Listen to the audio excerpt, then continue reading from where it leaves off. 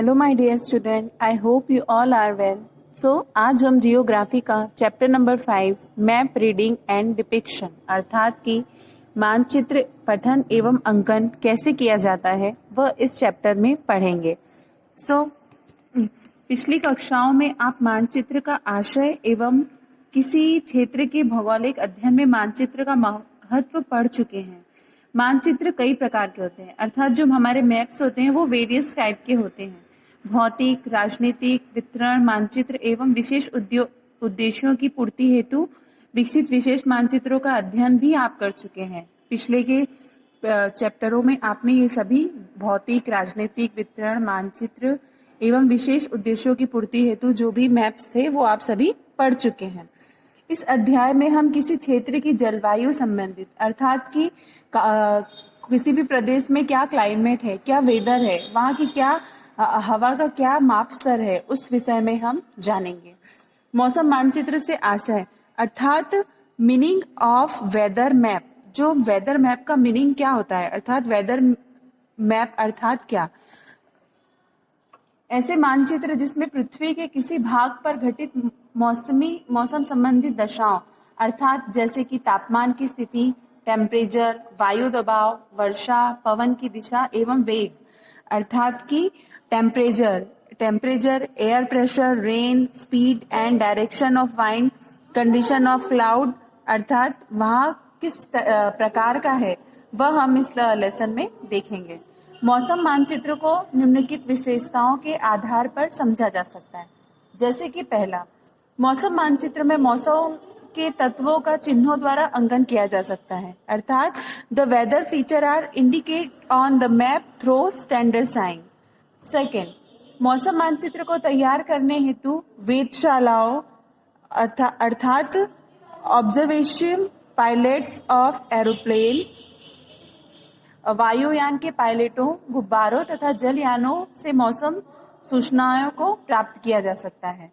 वेधशालाओं से निम्न मौसमी तत्वों की जानकारी एकत्रित की जाती है, जैसे कि वहाँ का तापमान कैसा है, वहाँ कितनी वर्षा हो रही है, वायु की गति एवं दिशा, अपेक्षित आर्द्रता, सूर्य प्रकाश की अवधि, समुद्र की दशा, वर्तमान एवं पूर्व मौसम, वहाँ पे वर्तमान यानी हाल फिलहाल का मौसम किस प्रकार का है, वहाँ पहले क्या मौसम की स्थिति क्या थी और आने वाले समय में मौसम की स्थिति क्या होगी, यह सब भी हमें पता चलता है।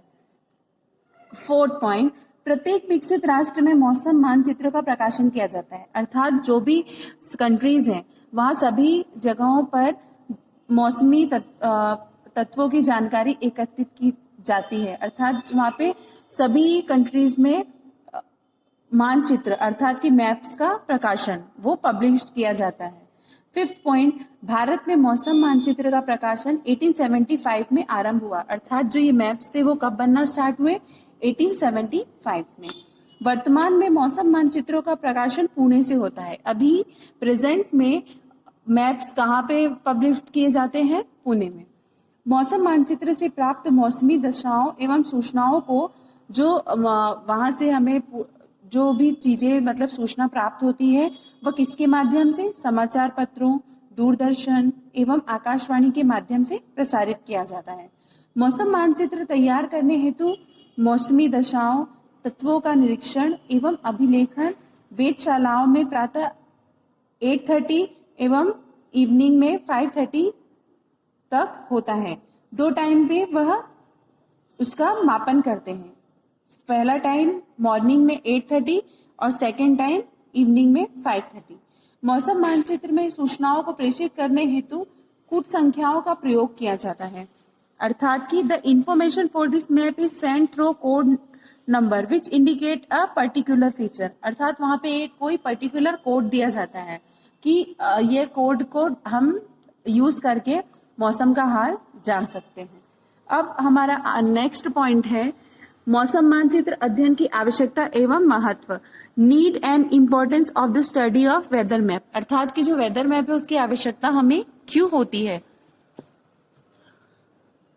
मौसम मानचित्रों की सहायता से मौसम का पूर्वानुमान लगाया जा सकता है, अर्थात जो मौसम मानचित्र है हम वेदर मैप से वहां का मौसम का पूर्वानुमान अर्थात पहले से ही उसका अनुमान लगा सकते हैं।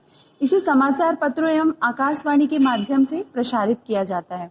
अर्थात यह लोगों को ये सूचना किसके द्वारा दी जाती है? समाचार पत्र एवं आकाशवाणी के माध्यम से। अतिवृष्टि, अनावृष्टि, भूकंप, ओलावृष्टि, तूफान एवं हिमपात जैसी प्राकृतिक आपदाओं से जन सामान्य को सुरक्षित करने का प्रयास किया जाता है। अर्थात कि जो भी हमें पहले से अर्थक्वेक या कोई भी क्लाइमेट्स के थ्रू मतलब क्लाइमेट्स के लिए हमें जो भी मतलब लोगों को सूचना देनी होती है, कहाँ अधिक वर्षा होने वाली है, कहाँ भूकंप आने वाला है, कहाँ बाढ़ आने वाली है, यह लोगों को पहले से ही सूचित किया जाता है, जिससे कि वह अपने हित में आ जाके उससे बच सकें। अगला पॉइंट है मौसम मानचित्र से प्राप्त पूर्वानुमान नौ संचालन, वायु की सुरक्षित उड़ान, अर्थात कि जो प्लेन है, पायलट्स हैं, अगर मौसम खराब है, वहां ज्यादा कोहरा पड़ रहा है, तो वहां पे फ्लाइट भी निश्चित तौर पर नहीं जा पाएगी। अर्थात यह मानचित्र जो मैप वेदर है वो वहां भी यूजफुल होता है। अकाल के दुष्प्रभाव एवं कृषि की भी सही देखभाल में मदद करते हैं। अर्थात कि वेदर मैप से हम जो अकाल पड़ता है या कृषि की भी, जो कृषि में किस प्रकार फसल बोनी है, अर्थात एग्रीकल्चर, हमें उस फील्ड में भी हमें वेदर मैप काम में आता है। अर्थात अब अगला पॉइंट है मौसमी दिशाओं के संकेत।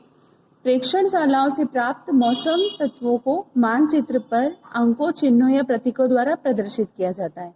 अर्थात कि इसके अलग अलग चिन्ह होते हैं, प्रतीक होते हैं, उसके द्वारा उसे प्रदर्शित किया जाता है। इन्हें अंतरराष्ट्रीय मौसम संकेत भी कहा जाता है, जिसको इंटरनेशनल वेदर सिंबल भी कहा जाता है। इन संकेतों को 1935 में वारसा, जो कि इटली में है, आयोजित अंतरराष्ट्रीय मौसम विज्ञान संघ द्वारा मान्यता प्रदान की गई थी। अर्थात जो ये प्रतीक थे, जो सिंबल थे, उन्हें 1935 में वारसा, जो कि इटली में है, जो आयोजित अंतरराष्ट्रीय मौसम विज्ञान का संघ था, वहां उसे मतलब इशू पब्लिश कर दिया गया था। अब भारतीय मौसम मानचित्रों पर अंकित सूचनाओं का अध्ययन निम्न शीर्षकों में किया जा सकता है। पहला, दिन, डे, डेट एंड टाइम, दिन, तिथि तथा समय। सबसे पहले वहां पे यह उल्लेख, उसका वर्णन किया जाता है। दूसरा, तापमान का वितरण, वेरिएशन इन टेम्परेचर, जो अलग अलग वेरिएशन होते हैं टेम्परेचर के, अगला उसे बताया जाता है। सामान्य से तापमान कितना अधिक या कितना कम है, यह इसमें हमें इसके द्वारा हम ज्ञात कर सकते हैं। यह विचलन सामान्य से अधिक या कम 2 डिग्री के अंतराल पर प्रदर्शित किया जाता है। यह शीत लहर और उष्ण लहर ज्ञात करने में सहायक होते हैं। अर्थात कि कोल्ड या हॉट वेदर हम इसके द्वारा टेम्परेचर के थ्रू प्राप्त कर सकते हैं। टेम्परेचर के बाद आता है वेरिएशन इन एयर प्रेशर, अर्थात कि वायु दाब का वितरण। मौसम मानचित्र में वायु दाब को मिलीबार में दर्शाया जाता है। वायु pressure is also indicate to know how much it is on the higher or lower side, अर्थात कि वह कितने ऊंचाई पर तापमान कितना है, वायु का दबाव, और हायर मतलब भूमि भाग में वायु का तापमान क्या है, उसे भी दर्शाता है। उच्च अंक वायु दाब को तथा निम्न अंक वायु दाब को प्रदर्शित करता है। कभी कभी L कम दाब के लिए और H अधिक दाब के लिए भी लिखा जाता है। अर्थात कम दाब के लिए L सिंबल बनाया जाता है और अधिक दाब के लिए H से उसे प्रदर्शित किया जाता है। इसे समोच्च रेखाओं की तरह पढ़ा जा सकता है। वायु अधिक दाब से कम दाब की ओर चलती है, अर्थात अधिक से कम की तरफ वह बहती है। अब समदाब रेखाओं को उपनति वायु दाब की प्रवणता, चक्रवातों की गति, और नेक्स्ट है सामान्य वायु दाब से प्रवणता। इसके बाद हमारा अगला पॉइंट है चक्रवात या अपदाब, जो कि हम नेक्स्ट वीडियो में देखेंगे।